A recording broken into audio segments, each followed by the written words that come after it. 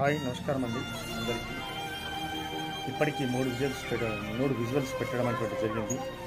Siddhapalli Rajitha జాండీస్తోని liver సమస్యతో బాధపడుతూ హైదరాబాద్లోని నిమ్స్ ఆసుపత్రిలో చికిత్స పొందుతూ ప్రాణాపాయ పరిస్థితిలో కొట్టుమిట్టాడుతున్నటువంటి పరిస్థితిలో మీరు చేసినటువంటి ఆర్థిక సాయంతో కొంచెం మేరకు చికిత్స అనేటువంటిది జరుగుతుంది.